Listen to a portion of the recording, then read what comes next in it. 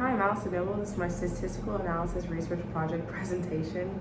I began this research project by thinking about the variables we discussed in class.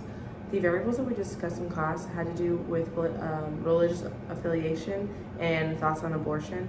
I thought those variables were very interesting. I noticed that the two variables had very different ideologies behind them and things that were not concurrent with each other. And I wanted to think of variables that were not concurrent with each other and didn't necessarily fit together that well.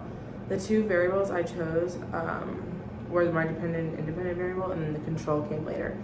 My dependent variable is political affiliation. I know that the political affiliation is one of the most talked about things in this country. Currently, I feel like if you Google anything that starts with an R or a D, you'll get things for the Republican Party or the Democratic Party. There is no avoiding politics. So I knew that there would be a vast amount of data available that would talk about political affiliation. I then thought about an independent variable that would somehow potentially affect my dependent variable, political affiliation. This independent variable was sexual orientation. I figured that sexual orientation is something that is being very commonly talked about, much like political affiliation. And I thought about how sexual orientation might change the way someone votes. The third variable I then got is my control. My control just had to be something that might connect the three, but also might not. Like, there might be no difference that this made. And I thought income is a beneficial one because everyone gets an income. There's some sort of income that someone will receive. And I wanted to know if somehow these three variables all affect each other. The hypothesis in this project is that those who identify as anything but straight are more likely to be associated with the Democratic Party. This might be true or might not be true. That's why I did all of this research to determine it. The first thing I had to go in and do once I started progressing in my assignments to get to the point where I was looking at the data no longer raw, I need to look at it edited in my way. The first thing I did was recode into new variables. The previous variables contain things such as no answers and don't know. These answers are not significant to the research because everyone knows what they make. You can't put no answer for things. If you can prefer not to answer, but putting no answer goes against the research that we're trying to collect. So what I did is I coded anything that favored my hypothesis as 1 and that didn't favor my hypothesis as 0. So I went in and changed the values. So in the GSS data website, I have values that are ranked.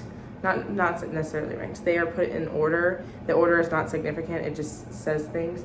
So for sexual orientation, it can go from 1 to 9 or anything. And let's say that 1 to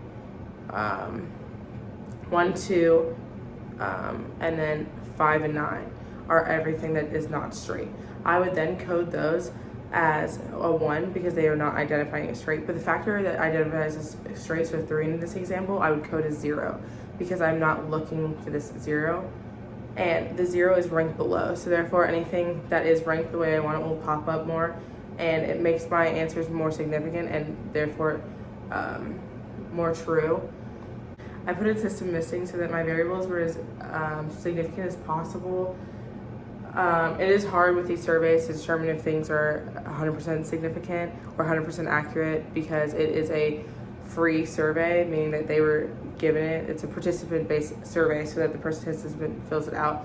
Values may change, political beliefs may change, sexual orientation may change, income may change. It's all fluid. The chart shown is a model summary. The model summary contains the R-squared value, which I will be talking about in the next clip.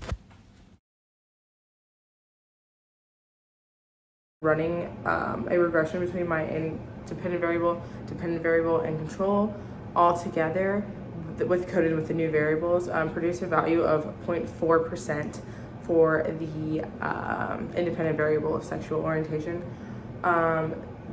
This means that knowing one's income and sexual orientation allows us to explain 0.4% of the variation in political affiliation. That doesn't sound like much, but it is a significant value.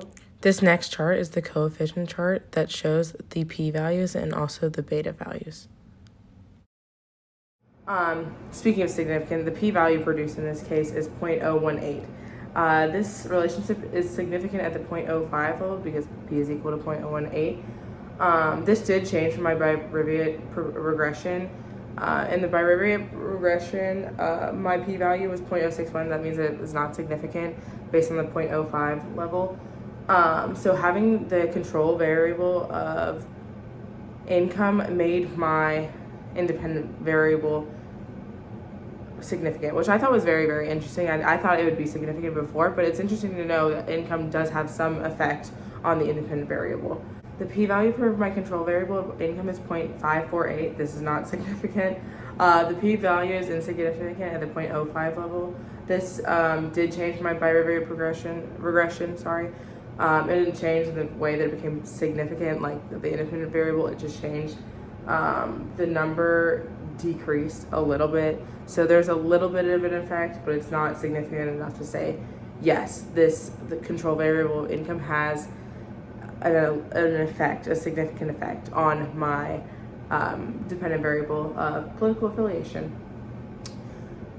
So then another important thing to look at is beta. So beta comes along when there is significance. So the only reason I need to talk about beta is because my independent variable is significant. So on a scale of 0 to 1, being anything but straight leads to an increase of 0.06 points for affiliation with the Democratic Party. I thought this was very interesting that we determine significance with such small numbers. This project really opened my eyes to what is significant and how we determine it's significant. The results of my study imply that my hypothesis might be correct. There's no my hypothesis is correct or my hypothesis is incorrect. It might be true. Based on everything that I've collected, there is strong evidence that it is potentially true. The evidence collected for this comes from the GSS Data Explorer website. I went through and selected my variables and put them in the shopping cart, and then I used the GSS statistics coding thing through Thundercloud on my laptop to recode and code everything, and that's the variables used. Thank you for your time.